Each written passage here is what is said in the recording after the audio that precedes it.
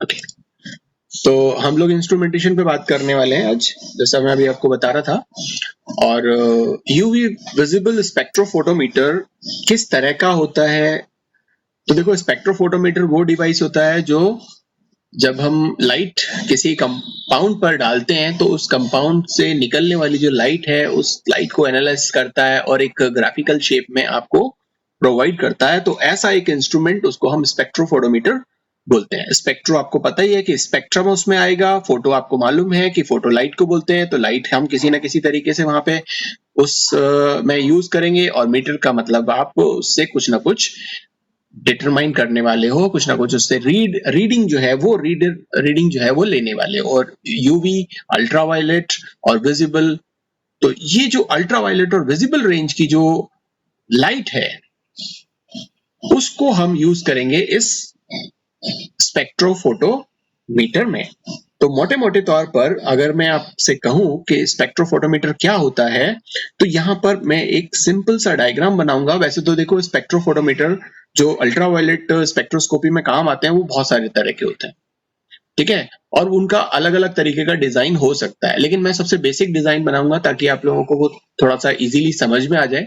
और जैसे जैसे समय के अकॉर्डिंग बहुत सारी चीजों की डिमांड होती है, तो स्पेक्ट्रोफोटोमीटर में भी कुछ बहुत सारे चेंजेस वो कर देते हैं। और मेन हमारा काम क्या है?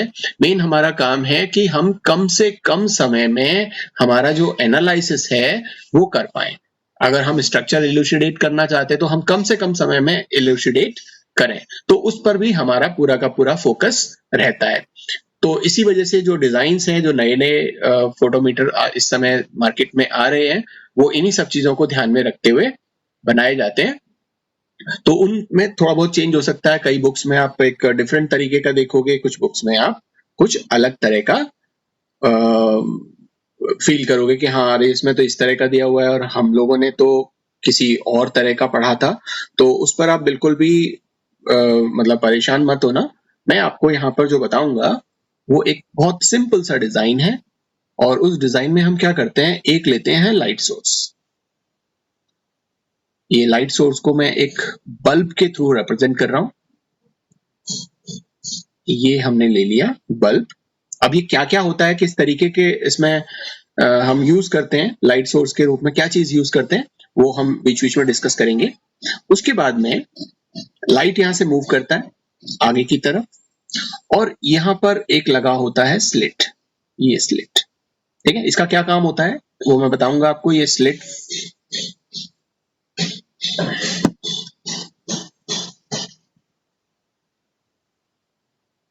Slit number 1। इसके बाद लाइट फिर स्लिट से आगे मूव करती है, और आगे मूव करने के बाद में एक लगा होता है मोनोक्रोमेटर, ठीक है ना। इसको हम मान लेते हैं, मान लीजिए कि प्रिज्म जैसा एक मोनोक्रोमेटर।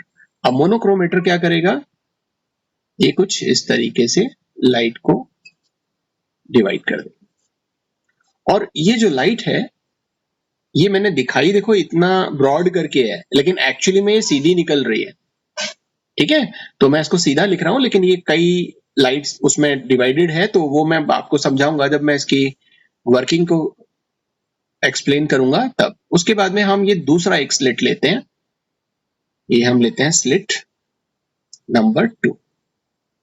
और इस स्लिट नंबर 2 के बाद अब ये जो लाइट हमारी है ये मूव करती है आगे, और जाती है कहां पे,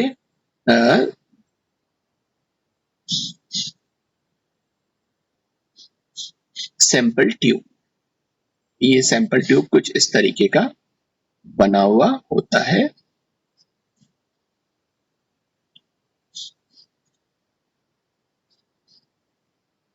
ये इसकी लेंथ जो होती है वो 1 सेंटीमीटर आप मान सकते हो, उसको एल से रिप्रेजेंट कर देता हूं, एल सेंटीमीटर,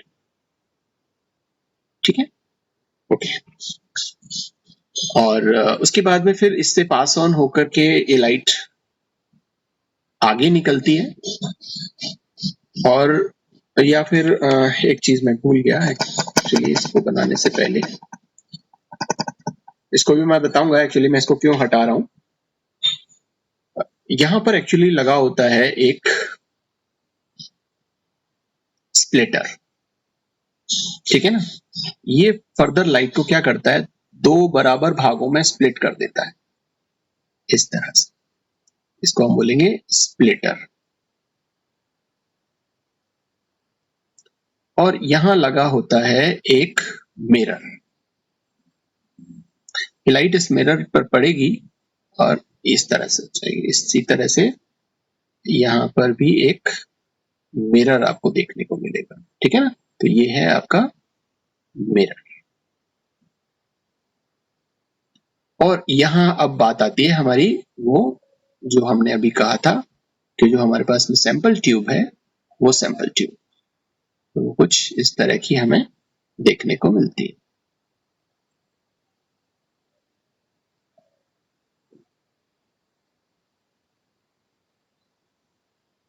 ये कुछ इस तरह की, ये क्यूबिकल शेप होती है ना। और ये दो हम काम में लेते हैं अलग अलग वजहों से, वो अभी बताऊंगा वो वजह भी कि हम इसे क्यों काम में लेते हैं इन दो को, ठीक है। और लेंथ मैंने आपको बताई दी यहाँ पे कि इसका जो लेंथ होता है वो यहां से यहां तक का जो लेंथ है वो L सेंटीमीटर। उसके बाद जब ये यहां से निकलता है, ये निकलेगा यहां से और ये पहुंचेगा डिटेक्टर 1 और ये पहुंचता है डिटेक्टर 2। और ये डिटेक्टर 2 और डिटेक्टर 1, इन दोनों के जो सिग्नल्स हैं वो फिर एक जगह लिए जाते हैं और बीच में लगाया जाता है एम्पलीफायर। और इसके बाद ये जो लाइट है ये पहुंच जाती है आपकी रिकॉर्डर, एम्पलीफायर, डिटेक्टर, ठीक है, सैंपल, और ये रेफरेंस, या फिर इसको कई बार हम बोल देते हैं ब्लैंक, ठीक है। और ये स्प्लिटर हो गया, ये मिरर हो गया। ओके, नाउ अब हम बात करते हैं इसकी मेन पर चीज पर जिसको हम एक्चुअली देखना चाह रहे थे। तो देखो ये होता है लाइट सोर्स, और इस लाइट सोर्स से आपको एक वाइट लाइट मिलती है, ठीक है ना। ये लाइट इस डायरेक्शन में जाएगी और इसे हम बोलेंगे वाइट लाइट। ये वाइट लाइट मूव करती है, ठीक है, आगे। और ये वाइट लाइट किस सोर्स से निकलेगी, ये जो लाइट सोर्स हमने लिया है, लाइट सोर्स, ये हम काम में लेते हैं ड्यूटेरियम लैंप, ड्यूट्रियम लैंप। और हम साथ में यूज करते हैं कई बार टंगस्टन हैलोजन लैंप। अब ये अलग अलग चीजों के लिए आपको, क्योंकि हम यहां पढ़ रहे हैं यूवी विजिबल, अगर आपको अल्ट्रा वायलेट लाइट चाहिए तो आप यूज करोगे क्या, आप यूज करोगे ड्यूटेरियम लैंप। ये जो मैंने आपको बताया ड्यूटेरियम लैंप, क्योंकि ये जो ड्यूटेरियम लैंप है ये 200 नैनोमीटर से 400 नैनोमीटर की जो रेज है या लाइट है वो निकालता है, ठीक है। तो अगर आपको visible sorry ultra violet range में सैंपल को लेकर के और इंटरेक्ट कराना है मैटर के साथ में, तो आप ड्यूटेरियम लैंप यूज करोगे। और अगर आपको विजिबल लाइट को इंटरेक्ट कराना है मैटर के साथ, जो कि होती है तकरीबन 400 नैनोमीटर से और 750 या 800, कई बार अलग अलग बुक्स में कुछ भी लिखा हो सकता है, तो ये तकरीबन 400 नैनोमीटर से ये हमारा विजिबल रेंज होता है, ठीक है ना। तो तब हम यूज करते हैं कौन सा, जो टंगस्टन लैंप है वो टंगस्टन लैंप, ठीक बात। तो लाइट यहां से चलती है, व्हाइट होती है, व्हाइट होती है तो आपको पता है यहाँ पे सारे के सारे कलर्स होंगे, सारे के सारे कलर्स, और सभी डायरेक्शंस के अंदर ये क्या हो रही होगी, वाइब्रेट कर रही होगी लाइट इस तरीके से। अब हमने यहाँ पे स्लिट 1 लगाया, अब ये स्लिट 1 लगाया तो ये क्या करेगा, ये इसको सिर्फ जो पैरेलल लाइट जो लाइट है उस पैरेलल लाइट्स को यहाँ पे निकालेगा। एक पतला सा छेद होता है, बहुत ही पतला, बहुत माइन्यूट, ठीक है ना, वहां से ये निकलती है लाइट, और ये जो सभी डायरेक्शंस के अंदर जो इसका वाइब्रेशन था लाइट का, ये सिर्फ ऐसी लाइट निकालता है जो पैरेलल वाइब्रेशन कर रही होती है, ठीक है। अब ये पैरेलल वाइब्रेट करने वाली जो लाइट है ये आगे मूव करती है। अब ये आगे जब मूव करती है तो यहाँ पर हमने क्या लगाया हुआ है, यहाँ पे लगाया हुआ है हमने क्या चीज, एक प्रिज्म, ठीक है, जिसको हम बोलते हैं क्या, मोनोक्रोमेटर। ये प्रिज्म है, प्रिज्म, और इसको बेसिकली बोलते हैं मोनोक्रोमेटर। अभी देखो मोनोक्रोमेटर, क्रोम का मतलब होता है कलर और मोनो का मतलब होता है सिंगल, ठीक है ना। तो ये जो व्हाइट लाइट थी, ये व्हाइट लाइट जो कई सारे कलर्स में मतलब कलर की होती है, उसमें कई सारे कॉम्बिनेशन होते हैं उस कलर के, उनको क्या करता है, ये स्प्लिट कर देता है, एक एक क्रोम में कन्वर्ट कर देता है। ये मान लीजिए कि विबग्योर में कन्वर्ट कर रहा है इसको, विबग्योर में कन्वर्ट कर देता है। अब ये जो विबग्योर में कन्वर्ट हो जाता है, ये जो लाइट है ये आगे की तरफ फिर मूव करती है और आगे की तरफ मूव करती जाएगी। अब इसमें से ये जो हमारे पास में विबग्योर है, इन सब का अलग अलग वेवलेंथ होता है, और हमें जिस भी तरह का वेवलेंथ यहां से सैंपल पर डालना है, हम इस स्लिट को, दूसरी स्लिट को ऐसा डिजाइन करते हैं कि सिर्फ इसमें से, जैसे मान लीजिए कि हमें केवल वो वाली वेवलेंथ की लाइट लेके जानी है जो ग्रीन कलर शो करती है, तो केवल वही इस स्लिट से पास होगी, इस स्लिट 2 से, ठीक है।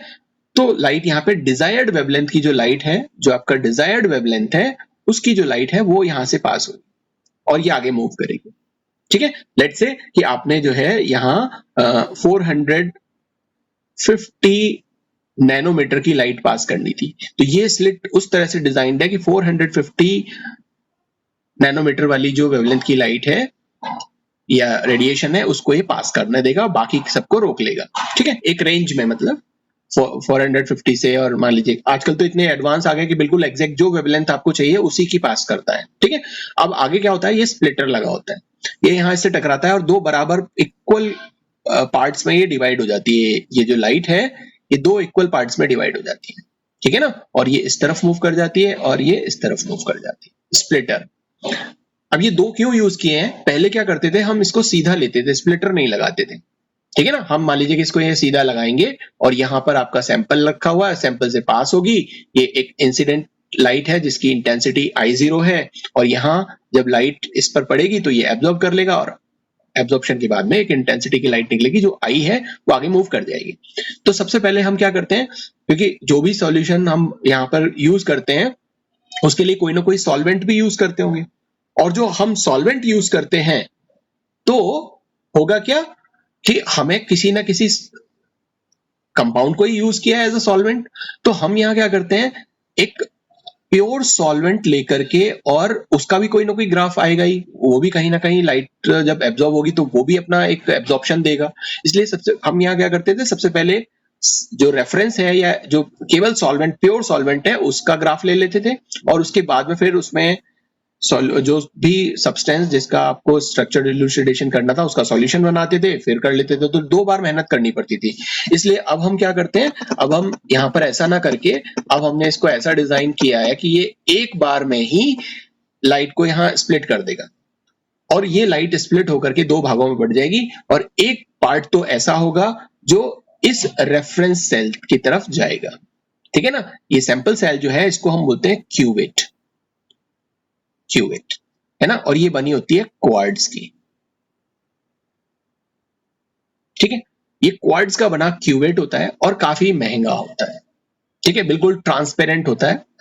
इस लाइट के साथ में ये रिएक्ट नहीं करता है, किसी तरह का कोई ग्राफ नहीं देता है, कोई एब्जॉर्प्शन नहीं करता है, इस वजह से हम इसको क्वार्ट्ज का बनाते हैं, ठीक है। और यहां पर आप लेते हैं सैंपल सॉल्यूशन, सैंपल सॉल्यूशन, यहां पर आपका वो भी है जो सॉल्वेंट आपने यहां यूज किया है, ठीक है ना, और यहां पर आपका वो भी है जो आपने कंपाउंड लिया हुआ है, ठीक है, तो उसका सॉल्यूशन आपने यहाँ पे बनाया। तो इन दोनों से ये आगे की तरफ मूव करता है। अच्छा, एक चीज मैं बताना भूल गया कि ये जो मोनोक्रोमेटर है, ये जो प्रिज्म होता है, ये नैरो बैंड की लाइट को निकालता है और ये 3 तरह के हो सकते हैं। ये जो प्रिज्म है या ये मोनोक्रोमेटर है, ये 3 तरह के हो सकते हैं। या तो ये प्रिज्म हो सकता है, या फिर क्या हो सकते हैं, ये हो सकते हैं फिल्टर।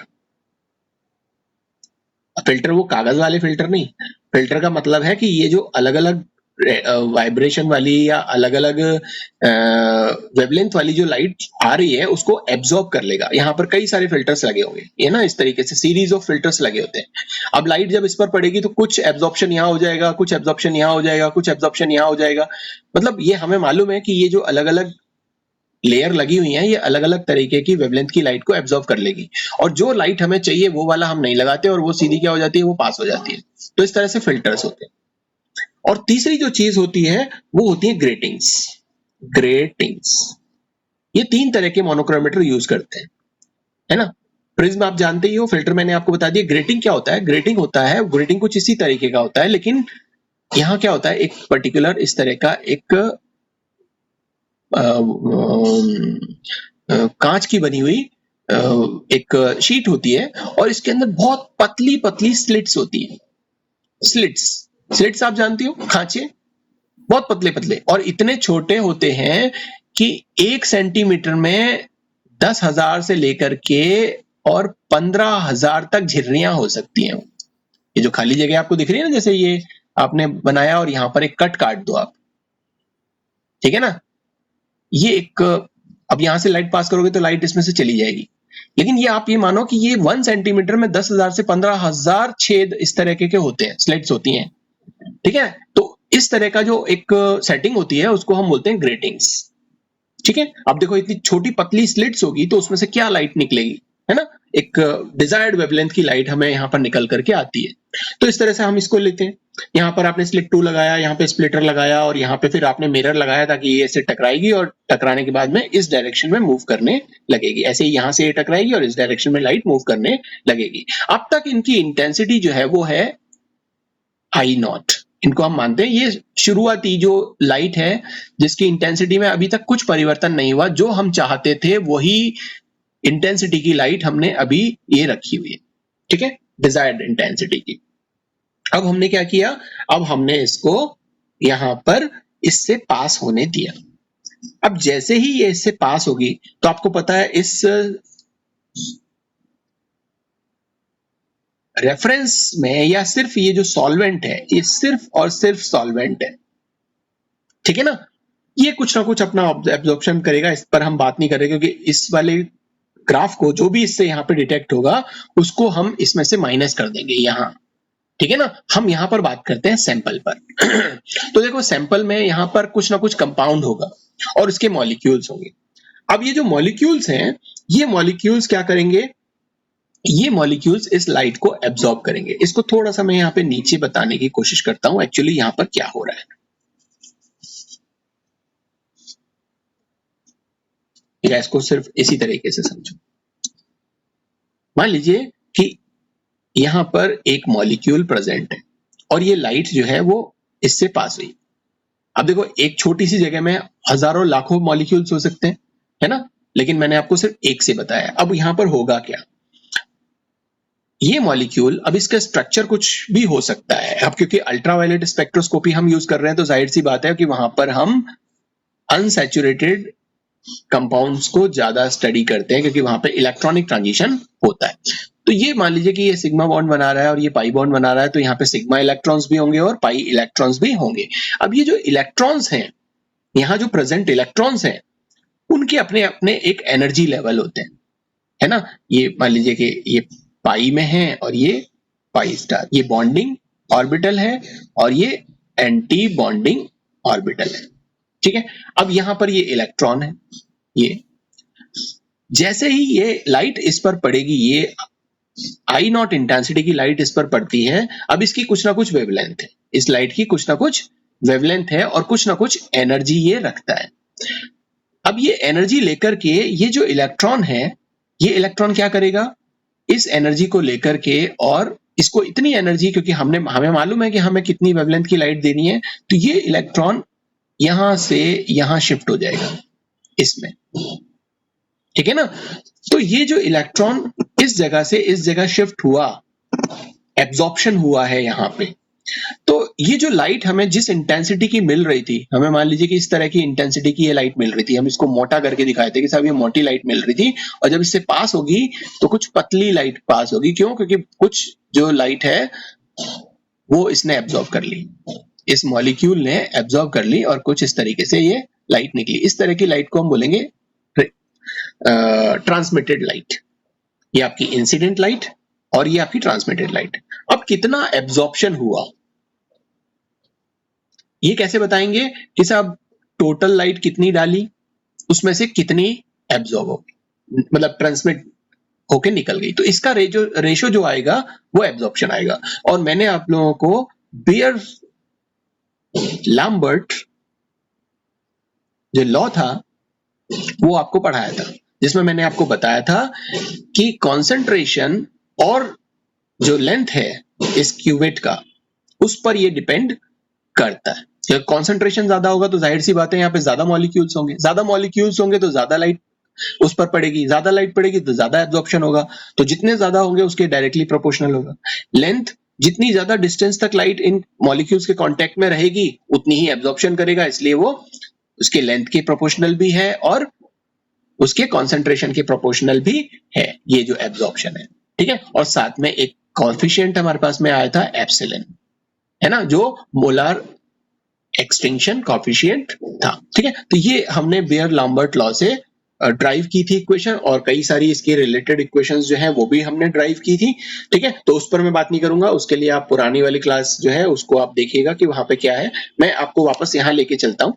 तो ये यहाँ पर क्या होता है, इलेक्ट्रॉनिक एक्साइटेशन होता है, ठीक। तो हम यहाँ पर आ जाते हैं। तो यहाँ पर हमने क्या किया, यहाँ पर ये हमारे पास में है कोई एक इलेक्ट्रॉन, इस इलेक्ट्रॉन ने इस लाइट को एब्जॉर्ब किया और ये इलेक्ट्रॉन ट्रांजिस्ट होकर के या यहाँ पर आ गया, ठीक है।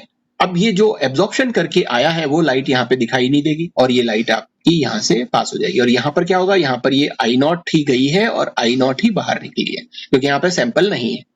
जो नीचे वाला जो केस है यहाँ पर सैंपल नहीं है, इसलिए जो इंसिडेंट लाइट जैसी थी वैसी की वैसी निकल गई, ऐसा हम मानते हैं, ठीक है। अब ये डिटेक्टर पर आ जाते हैं। अब डिटेक्टर क्या होता है, अब इससे जो निकली हुई लाइट एनर्जी है, ये जो ये आई क्या है, ये है लाइट एनर्जी, लाइट एनर्जी। ये लाइट एनर्जी को, ये डिटेक्टर का फंक्शन क्या होता है, इस लाइट एनर्जी को इलेक्ट्रिकल एनर्जी में कन्वर्ट कर देता है, इलेक्ट्रिकल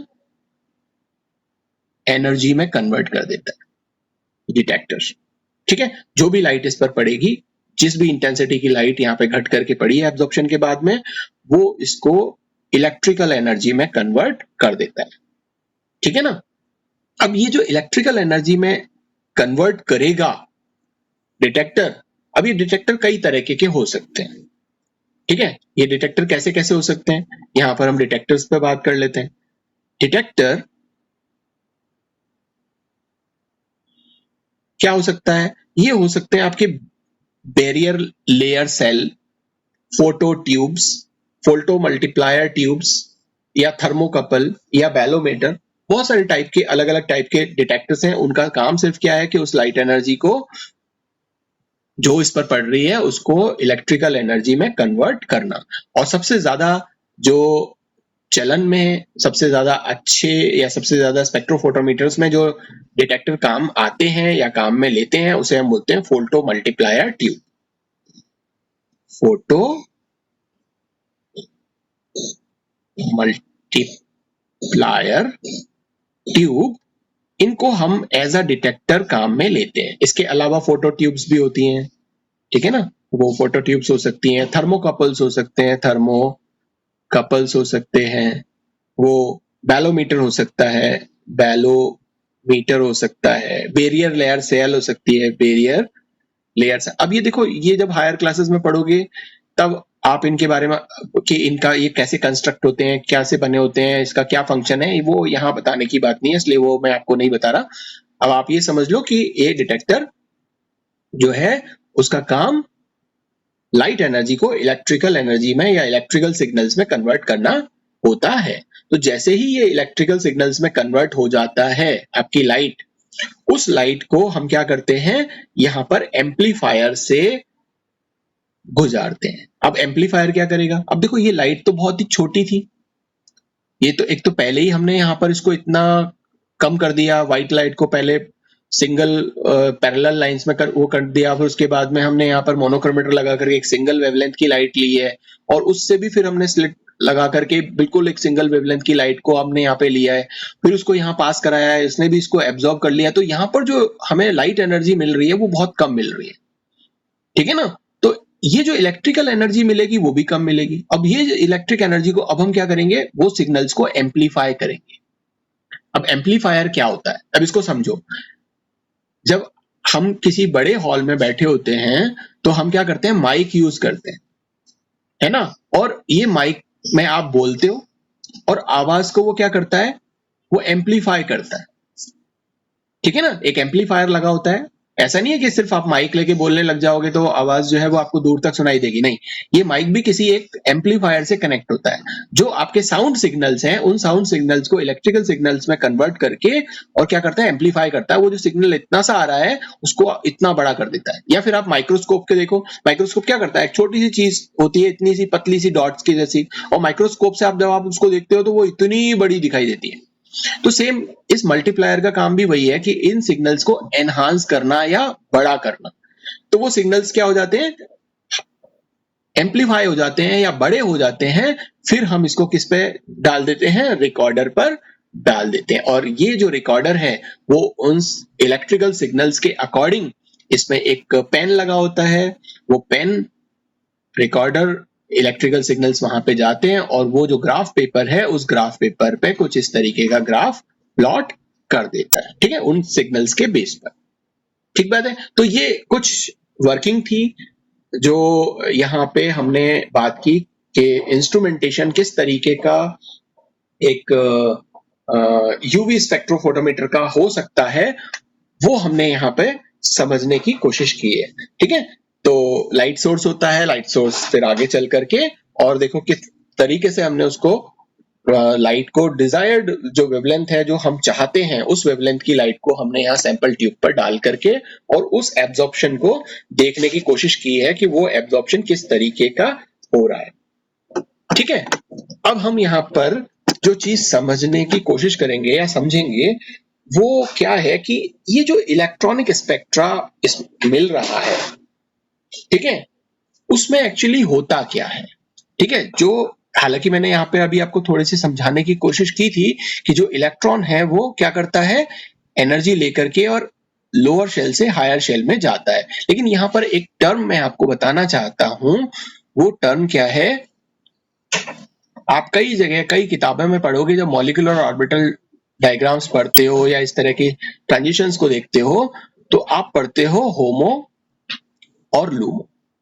ये दो चीजें आप पढ़ते हो या दो तरह के ऑर्बिटल्स के बारे में पढ़ते हो। अब ये होमो क्या है और लूमो क्या है, ठीक है, उस पर हम थोड़ी सी बात कर लेते हैं, क्योंकि यहाँ पे जो ट्रांजिशन होता है वो इन्हीं ऑर्बिटल्स के बीच में होता है, होमो और लूमो, होमो से लूमो की तरफ ये ट्रांजिशन होगा।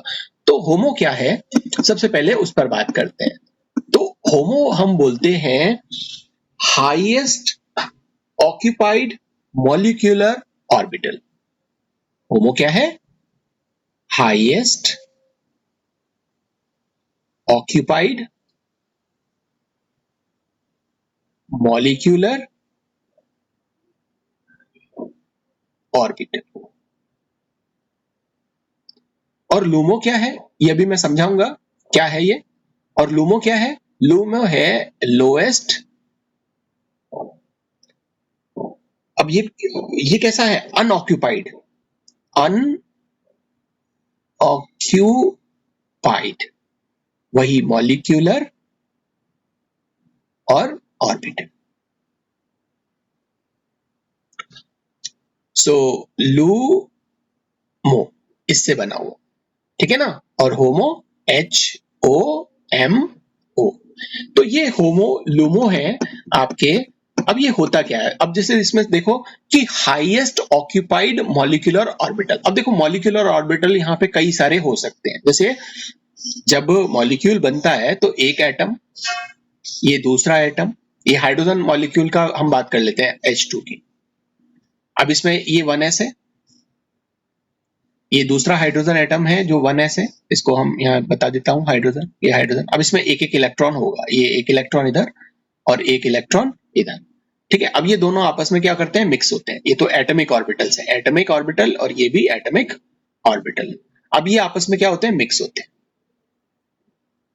मिक्स होकर के क्या बनाते हैं, ये बनाते हैं कुछ इस तरीके की सिस्टम। ये आपने जब मॉलिक्यूलर ऑर्बिटल थ्योरी पढ़ी होगी तब आपने पढ़ा होगा। अब क्यों, क्योंकि ये सिग्मा बॉन्ड बनाते हैं, तो ये बॉन्ड, ये जो ऑर्बिटल बनेगा वो बनेगा सिग्मा, और ये बनेगा सिग्मा स्टार, ठीक है।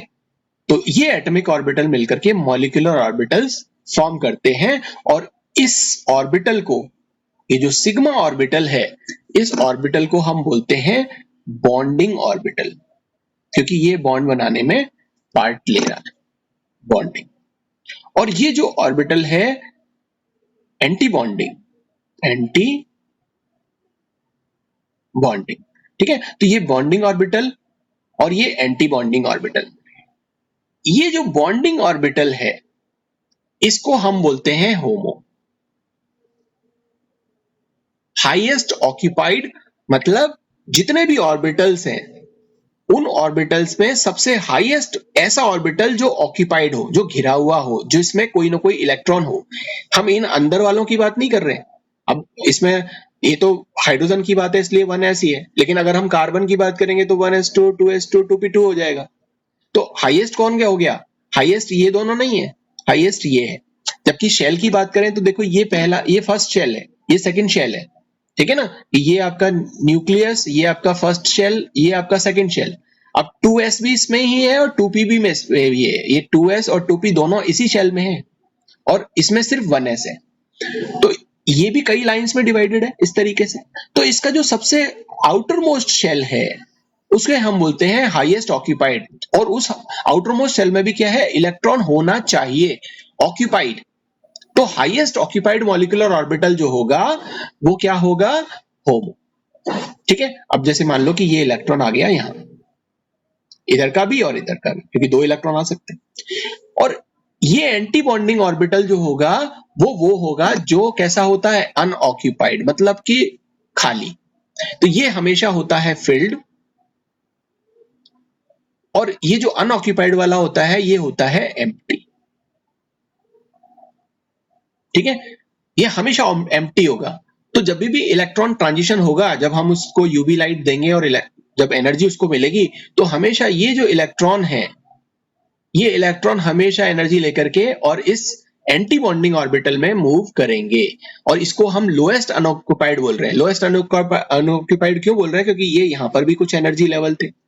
अब इसमें जो सबसे नीचे होगा ये, अब इलेक्ट्रॉन यहां ऊपर वाले पे जाएगा या नीचे वाले में, जब ये यहां से मूव करेगा तो यहां जाएगा, इसको सबसे कम एनर्जी देनी पड़ रही है, और यहां जाएगा तो इसको ज्यादा एनर्जी देनी पड़ रही है क्योंकि ये थोड़ा सा ऊपर है, ठीक है। तो इलेक्ट्रॉन कहां जाएगा, इलेक्ट्रॉन जाएगा यहां।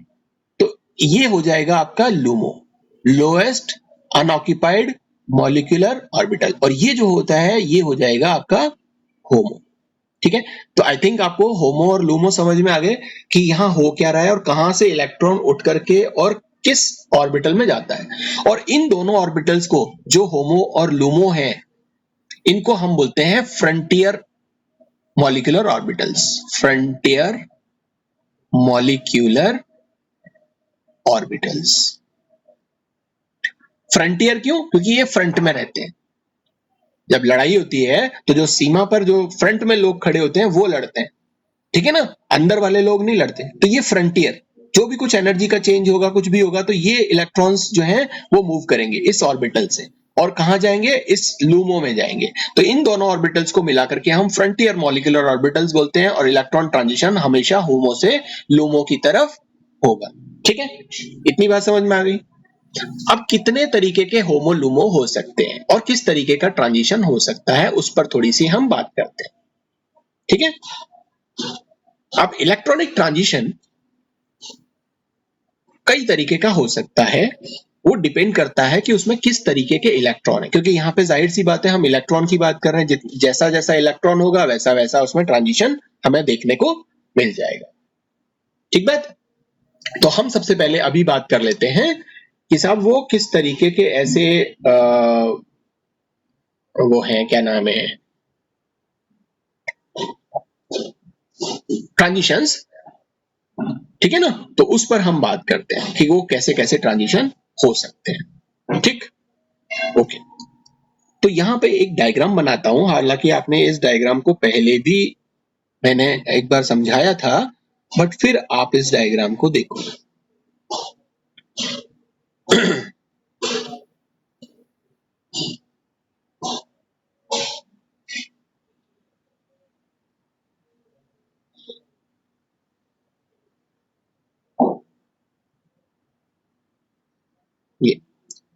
ये है सिग्मा, ये है पाई, और ये है नॉन बॉन्डिंग, ये है पाई स्टार, और ये है सिग्मा स्टार।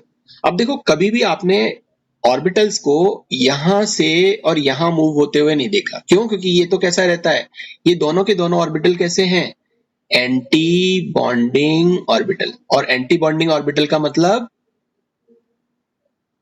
लूमो।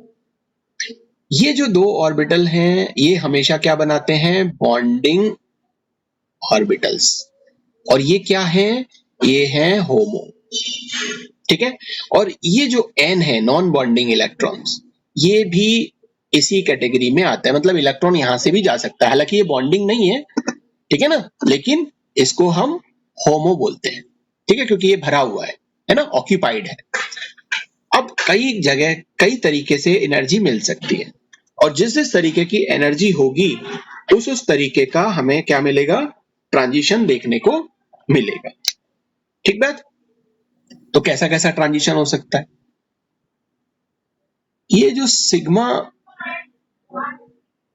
से सिग्मा स्टार, सिग्मा से सिग्मा स्टार टाइप का ट्रांजिशन हो सकता है, पाई से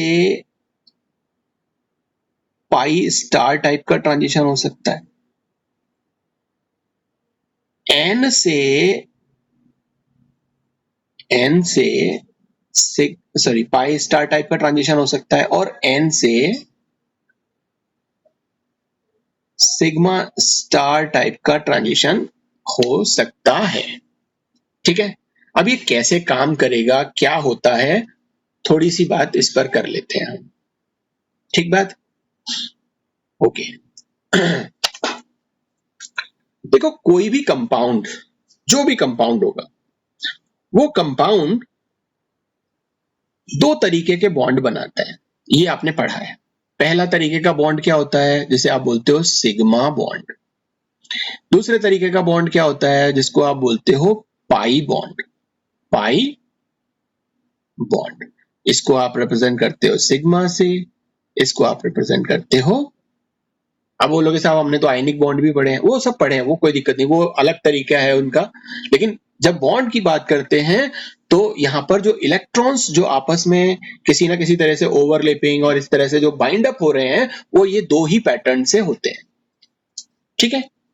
तो सिग्मा बॉन्ड और पाई बॉन्ड, तो या तो वो पाई डबल, सिग्मा बॉन्ड का मतलब हो गया कि वहां पर बॉन्ड कैसा हो, सिंगल, या तो कार्बन कार्बन के बीच में सिंगल बॉन्ड हो, या फिर कार्बन और हाइड्रोजन के बीच में सिंगल बॉन्ड हो, या हाइड्रोजन हाइड्रोजन के बीच में सिंगल बॉन्ड हो। मतलब कोई भी एटम हो सकता है जिसके बीच में क्या हो, सिग्मा बॉन्ड। इस तरीके से सिंगल बॉन्ड अगर होता है तो उसे हम बोलते हैं कि साहब ये सिग्मा बॉन्ड है।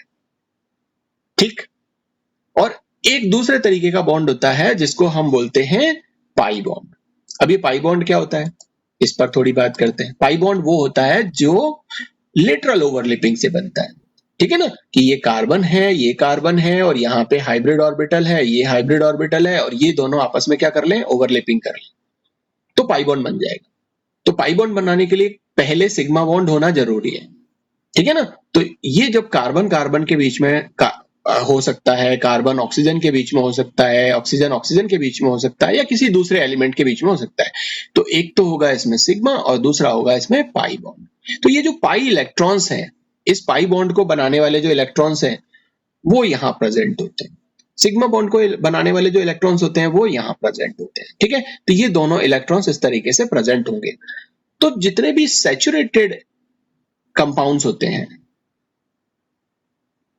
सैचुरेटेड, संतृप्त, वो सारे के सारे सिग्मा बॉन्डेड होते हैं। और इन सिग्मा बॉन्डेड होने की वजह से यहां पर जो एनर्जी मिलेगी वो कहां लेके जाएगी इन इलेक्ट्रॉन्स को? वो इन इलेक्ट्रॉन्स को लेके जाएगी सिग्मा से सिग्मा स्टार में, क्योंकि वो इलेक्ट्रॉन्स कैसे हैं? सिग्मा वाले हैं। ठीक है, और ये क्योंकि सैचुरेटेड बॉन्ड होता है तो सिग्मा बॉन्ड मजबूत होता है, और मजबूत होता है इसीलिए आप देखोगे कि सिग्मा से सिग्मा तक अगर हम जाएंगे, सिग्मा से सिग्मा स्टार, ये सबसे ज्यादा एनर्जी वाला होगा।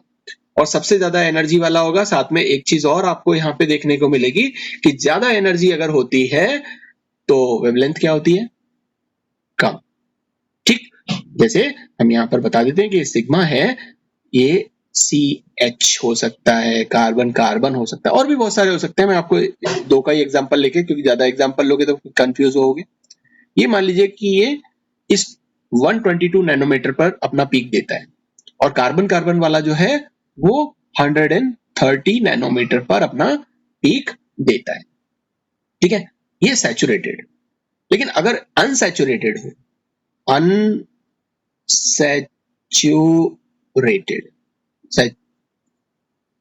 सही है ना? हाँ, सैचुरेटेड, ओके, ये अनसैचुरेटेड। तो ये सैचुरेटेड, अनसैचुरेटेड, अनसैचुरेटेड क्या होगा? जो डबल बॉन्ड रखता हो। ठीक है ना, जैसे कार्बन कार्बन के बीच में डबल बॉन्ड हो या किसी के बीच, तो ये ज्यादातर होते हैं एल्कीन्स, और या फिर कार्बन कार्बन के बीच में ट्रिपल बॉन्ड वाले जो एल्काइंस होते हैं, एल्काइन, वो होते हैं। ये हम बोलते हैं इन दोनों को कंबाइंड फॉर्म में अनसैचुरेटेड। अब अनसैचुरेटेड में क्या है? Pi bond. सिग्मा भी है इसमें, सिग्मा सिग्मा भी होगा, ऐसा नहीं है इसमें सिग्मा सिग्मा नहीं होगा। ये जो हो रहा है वो क्या हो रहा है? सिग्मा से सिग्मा स्टार। और अनसैचुरेटेड में सिग्मा सिग्मा स्टार भी होगा और पाई पाई स्टार भी होगा, ये पाई पाई स्टार। ठीक, अब ये पाई पाई स्टार कहां कहां होता है? तो देखो, अगर डबल बॉन्ड है, ये एल्कीन अगर है, तो ये तकरीबन 175 नैनोमीटर पर अपना पीक देगा, और एल्काइन अगर है तो 170 नैनोमीटर पर ये अपना पीक देगा। तो कुछ इस तरीके से ये सैचुरेटेड और अनसैचुरेटेड कंपाउंड, तो आपको दो तरीके के ट्रांजिशन समझ में आ गए। एक वो जो सिग्मा से सिग्मा स्टार में हो रहे हैं, एक वो जो पाई से पाई स्टार में हो रहे हैं। तो इसका जो हाईएस्ट ऑक्यूपाइड ऑर्बिटल है उसमें से ये जो लोएस्ट अनऑक्यूपाइड ऑर्बिटल है उसमें ये जा रहे हैं। ठीक, क्लियर? इतनी बात समझ में आ गई। अब अगर इन दोनों को कंपेयर करो आप, तो ज्यादा एनर्जी किसको चाहिए? ये जो सिग्मा से सिग्मा स्टार में हम गए हैं और एक हमने पाई से पाई स्टार में गए हैं, तो आप दोनों में एनर्जी देखो। तो एनर्जी आप देख रहे हो कि सिग्मा से जो सिग्मा स्टार है इसकी एनर्जी ज्यादा है, मतलब ये ज्यादा एनर्जी रखेगा, और ज्यादा एनर्जी रखेगा, एनर्जी क्या हो जाएगी? ज्यादा, और वेवलेंथ क्या हो जाएगी? कम, क्योंकि एनर्जी और वेवलेंथ का जो रिलेशन है वो क्या है? E equals to H nu, और न्यू होता है C अपॉन लैम्बडा।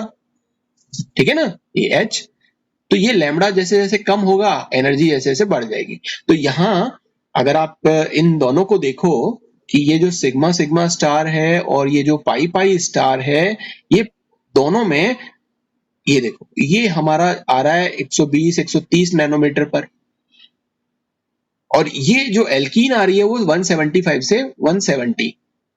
ठीक है, तो ये वेवलेंथ ज्यादा हो गई, मतलब एनर्जी कम, मतलब इस डबल बॉन्ड में जो इलेक्ट्रॉन्स हैं उसको एक्साइट करने के लिए कम